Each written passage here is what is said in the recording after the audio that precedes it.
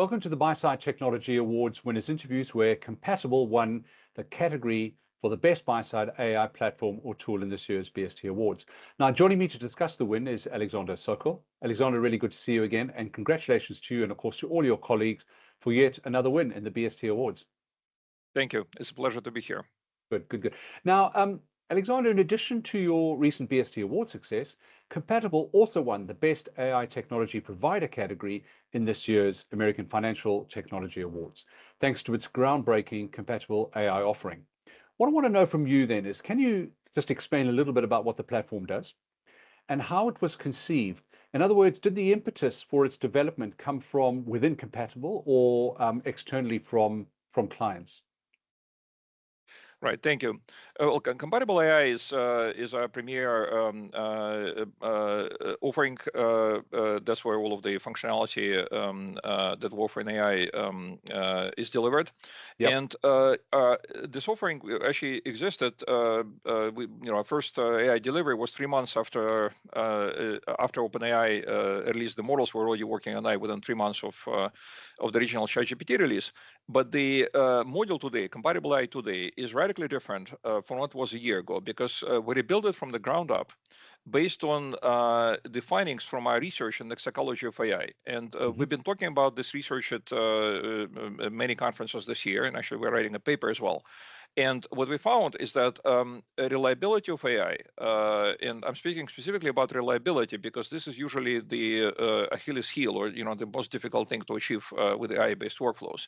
We found that reliability of AI is actually not driven by the model shortcomings, not driven by the shortcomings of how you build a prompt, but rather by the need to, the level of reliability you get is driven by, to a large extent, by how well you understand the psychology of AI, namely the cognitive biases and psychological effects that AI shares with, and this is a very surprising thing to hear, perhaps, with humans.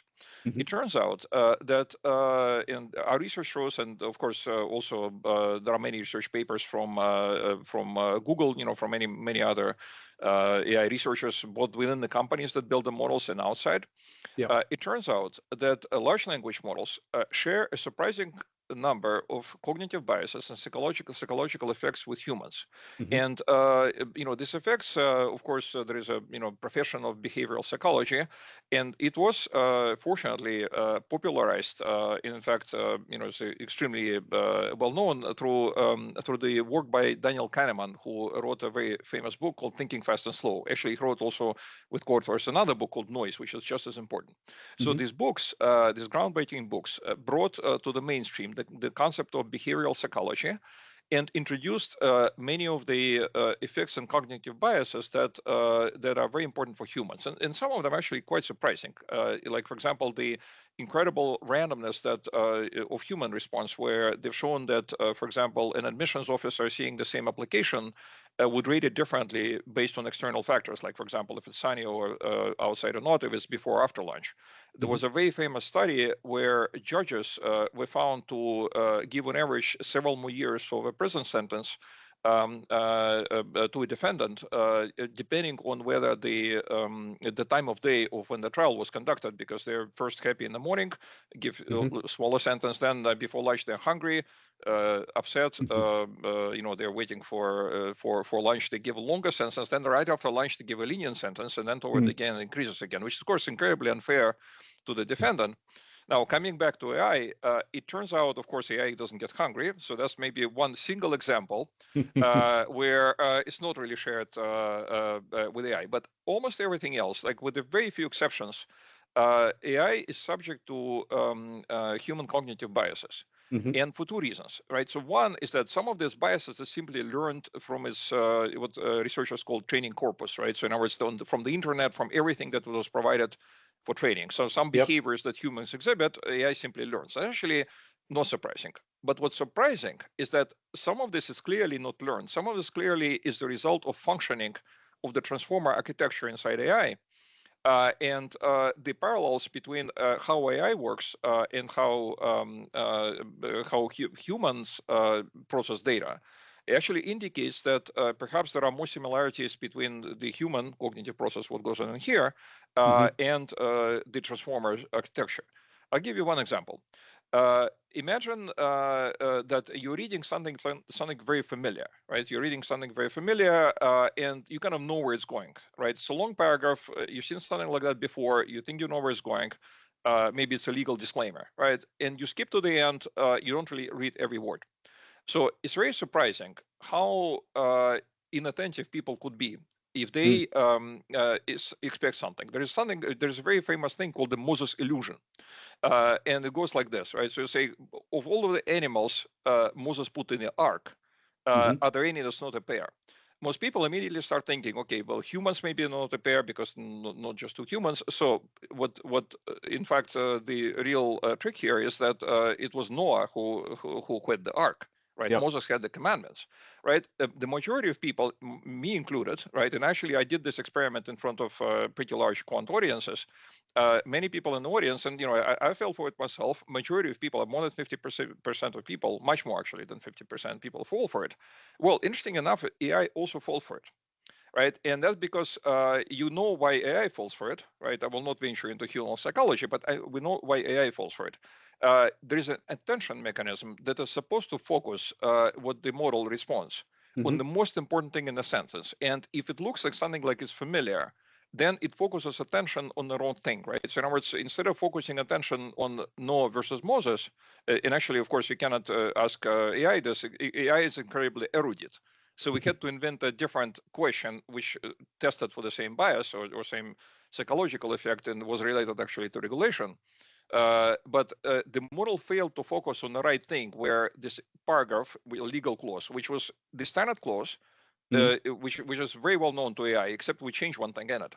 It didn't notice the change because its attention mechanism focused on something else. The mechanism we know for AI, we don't know for humans, but outcome is the same. And so many things in Kahneman's book, actually the majority, I would say 90% of things in Kahneman's book were able to reproduce with experiments.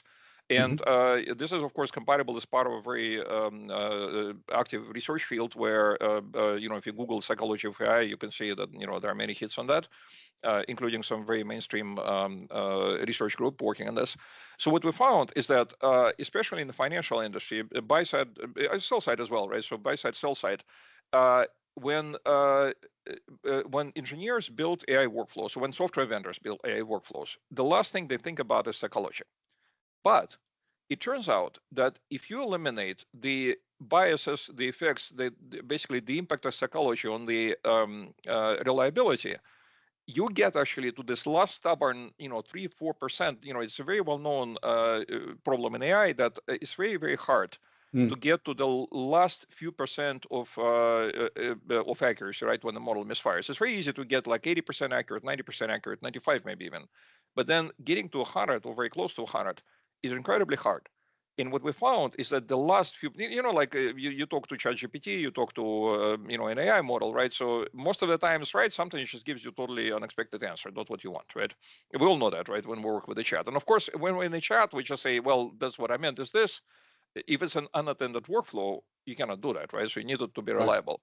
So what we found is that psychology is the most important thing in getting to this last few percent. And this is what we have been able to harness. So over the past year, we achieved absolutely dramatic increases in reliability, and we've been getting to this 95, 97% accuracy before we started this research.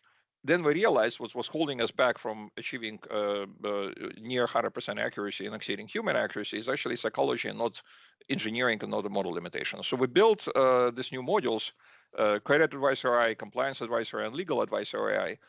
We rebuild them from the ground up, taking this into account, and we've been able to achieve results on a totally different level.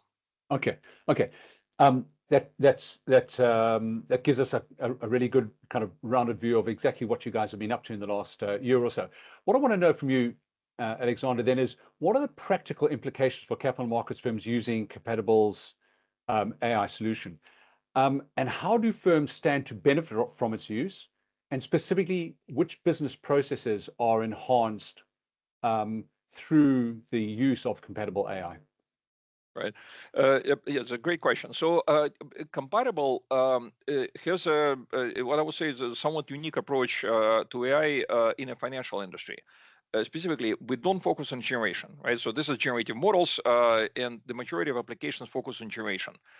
You generate document drafts. Of course, everybody uses Copilot these days. There are many other solutions.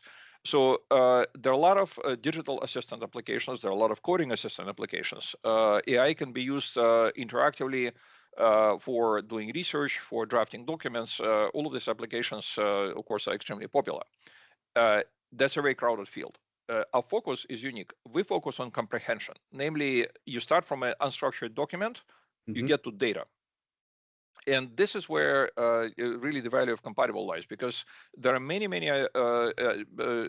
applications of different kind that offer interactive assistance for coding, for drafting, etc. There are very few solutions that offer specialized comprehension of documents that are unique to finance, right? The buy side to sell side. Things like, for example, prospectuses, determining compliance of a prospectus with a specific regulation, looking at the term sheet and having a 500-page term sheet and extracting the relevant information from it. So our clients benefit from Compatible because of our narrow focus. So we have a unique focus on comprehension. That's what really we do have a few projects on generative nature here and there, but really our main focus is comprehension. And this is where I believe we absolutely have state-of-the-art capability, thanks to all of the engineering that went into it, but also to a large extent thanks to our recent research on psychology that we incorporated into our solution. Okay. Now, Alex, let's talk a little bit about the extent to which the large language models, which you mentioned at the start of this interview, the LLMs underpinning Compatible AI, are able to learn and improve the results they generate as they become more experienced, so to speak. In other words, does the platform actually kind of get better as it matures and as its experience grows? Yes, it absolutely does. But it gets better not through the foundation model evolution, but rather through the evolution of the layer that we built on top of it to, first of all, take into account psychology and essentially guide the model through what we call distraction-free and bias-free setup for it to perform its best. So foundation models and the models that major AI providers or LM providers deliver to us, so we can then build value-added solutions and then deliver them to the clients, right? So of course the most famous is OpenAI, the GPT model family, but of course now there is incredibly strong competition. OpenAI is actually probably not the leader anymore. So there is Anthropic with a very capable family of models. There's Gemini with Gemini 3 release. It was absolutely phenomenal performance that just happened very recently. And various other providers. Also, of course, open source models. So Llama was the flag bearer for the open source LM models. Now Llama has, very well publicized, fallen behind a bit. But there are very capable models from China. And as long as you're not looking for geopolitical commentary, these are the models that are totally safe because they are open source. They run in your data center. They've been examined by security researchers, and as long as you're not asking for geopolitical commentary, they perform extremely well and really,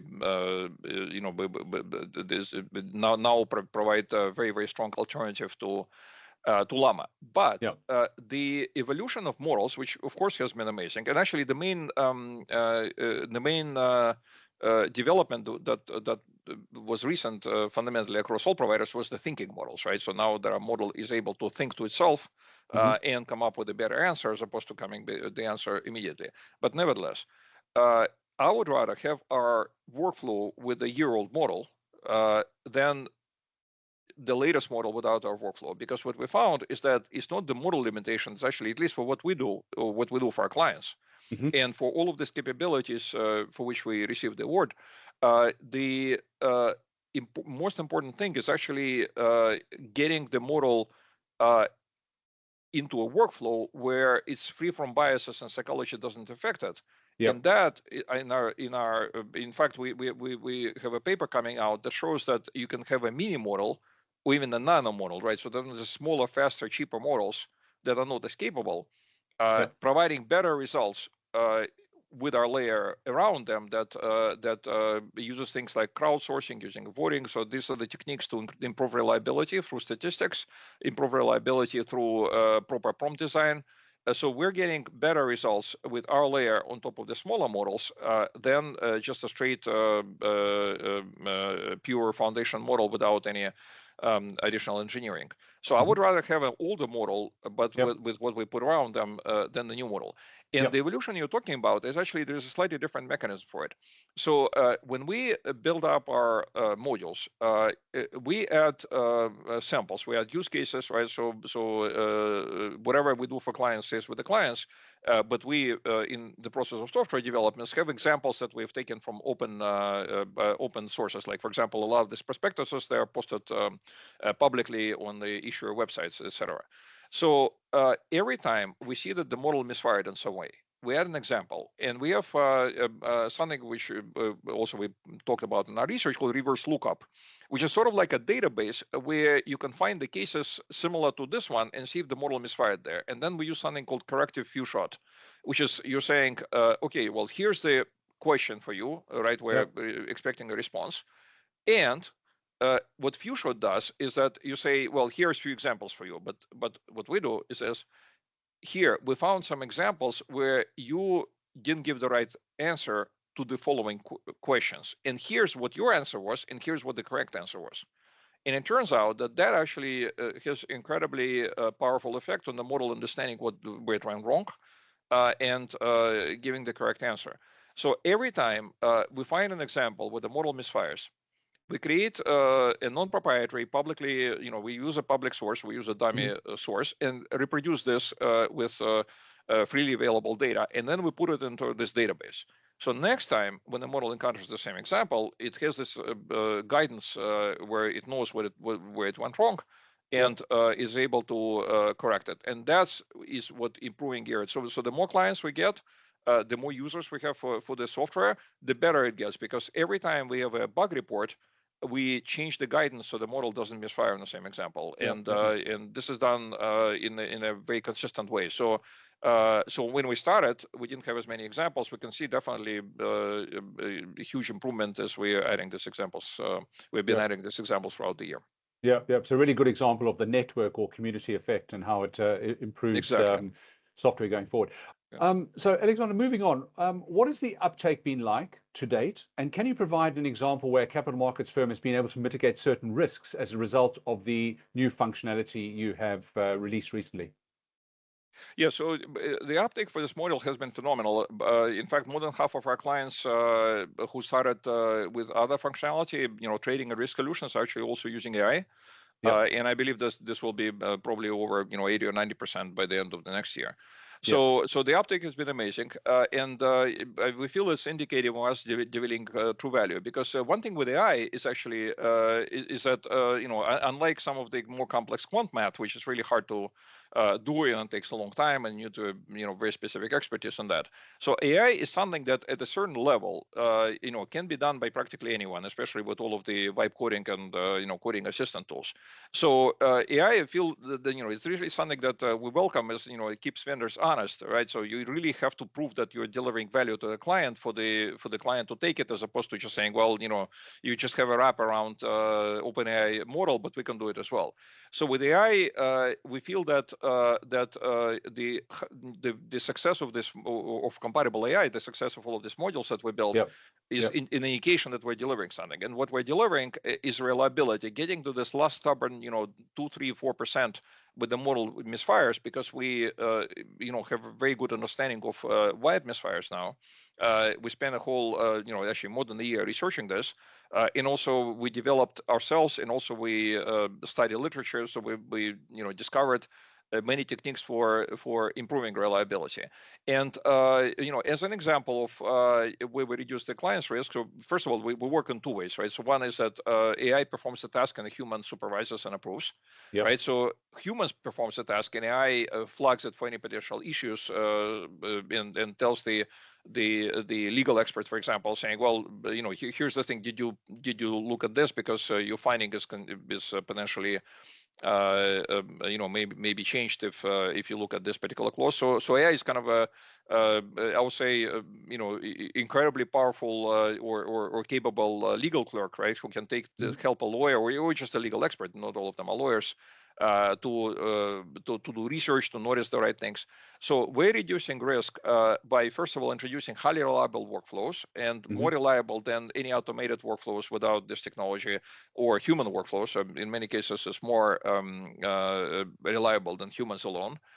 But also it's a second layer, so the compound effect is tremendous, and also it makes people more comfortable because experts have for a lot of these comprehension cases, you enter in term sheet where any type of mistake can cause financial losses if the trade is not entered correctly, or a legal prospectus, for example, if it's non-compliant, but someone signs off and says it is, then the firm would have to unwind the transaction if it's discovered later, which cause financial losses. So people welcome it because they feel that it relieves the pressure. And overall, we have statistical evidence in blind testing that it significantly reduces the risk of humans performing the task alone. And we found many legal clauses that were missed in analysis. We found whole batches of. We have a solution for doing risk incident categorization, which actually is incredibly important because risk capital for operational risk is posted based on how many incidents has happened. So categorization is critical. And we found the whole batches of incidents miscategorized because someone misunderstood the instructions, and this person actually miscategorized 100 incidents just based on these instructions. So so there's a very real effect on reducing operational risk through this solution. Good. Okay, final question to you, Alexander, and that is, what's next for Compatible AI in terms of new functionality? Is there anything that that you're especially excited about that you're looking to develop and release into the models, or new functionality that you can share with us today? Yeah, so first of all, the uptake of these models has been phenomenal, both among the existing clients as well as after our research presentation at various conferences this year. We actually have tremendous interest from clients coming and asking us to do a POC on the use case. So we look forward to expanding the scope of Compatible AI, or building new modules based on client feedback, because no vendor can build anything in a vacuum. Without clients guiding us, it's very difficult to figure out what's important, what matters, what's a pain point. So we look forward over the coming year to delivering this to more clients, to running more proof of concept, to learning about new business case, about new use cases, and delivering a solution for this use case. Good. That's a really good point to finish our conversation on, Alexander. That just leads me to congratulate you again. Thank you for your time, and of course to all the your colleagues and the people sitting behind the scenes who work on these on the products and the new functionality. Congratulations to them too. And who knows, perhaps in 12 months' time, we'll be having a similar conversation on the back of another win in the annual WatersTechnology Awards. Thank you. This is tremendous. Thank you so much for giving us an award. This honor, and we'll look forward to delivering this to our clients.